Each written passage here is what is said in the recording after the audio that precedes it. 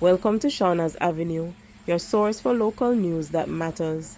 Stay informed, stay connected as we dive in and explore what's happening in Jamaica today, right here on Shauna's Avenue. Members of the Linstead and Bogwalk Taxi Association today launched a search for their missing colleague Roshane Wilkins, who went missing on Friday.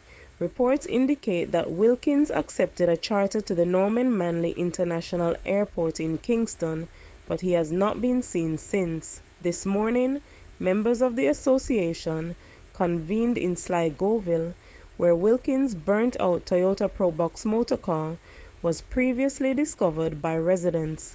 Michelle Taff, the president of the association, who spearheaded the search, expressed grave concern for Wilkins' well-being.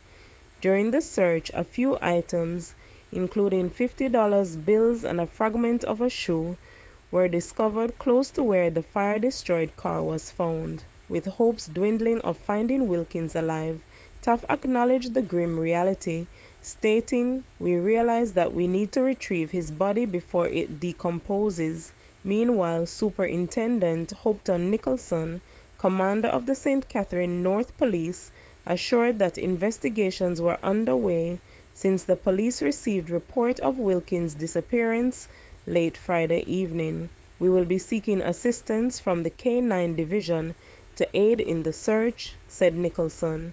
He also urged taxi operators to exercise caution and diligence in assessing individuals who charter their vehicles before accepting their business. Roshane has been a part of our industry, and he has gone missing from Friday. And we are here with our operators searching for the body of Roshane right now. We ask everybody to put us in your prayers. And we are at the spot where what happened, because I see some burnt out. We are at the spot where one of my member, Yvette Matai, car has been burnt out. The debris are on the spot right now. We are looking on them right now. So we are here just to see how far we can take this. And then that's the car that he was that's the car he was driving. That's a car he was last seen. We understand that he has gotten a charter to the airport, and we have never heard or seen him again. The police have arrested and charged an illegal taxi operator, 37-year-old Peter Bramwell, who was seen on video attacking another motorist following an accident on Halfway Tree Road in St. Andrew on April 26th. The video you are about to see contains graphic content. Viewers' discretion is advised.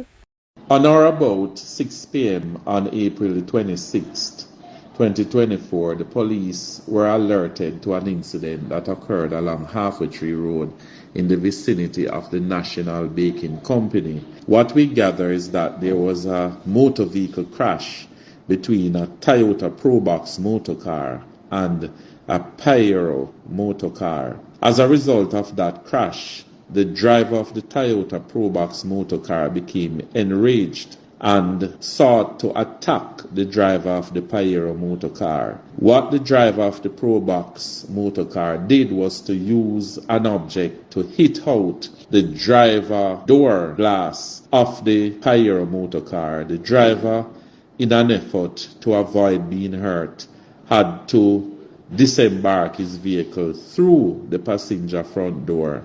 Other persons who were on the scene intervened and eventually caused the driver of the Probox motor car, who by then had gone on to arm himself with a machete, to calm down. The police were alerted about the incident, and as a result of that, the driver of the Toyota Probox motor car, Mr. Peter Bramwell, 37 years old, who is an illegal taxi operator of a Kingston address, was taken into custody. He is facing several charges to include disorderly conduct, malicious destruction of property, and assault ob arm.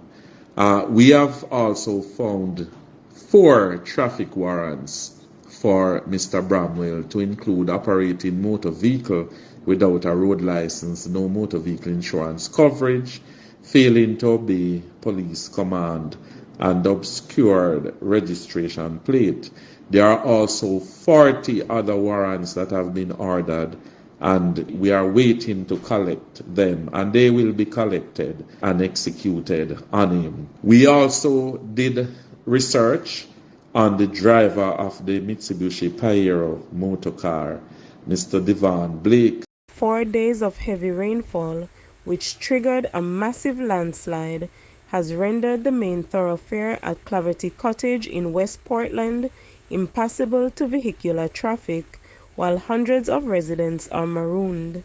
The inclement weather that has been affecting sections of Buff Bay Valley up into the Blue Mountain areas since last Thursday, where coffee and other crops are grown by farmers, is causing undue hardship on the farming community, as well as affecting schools and businesses.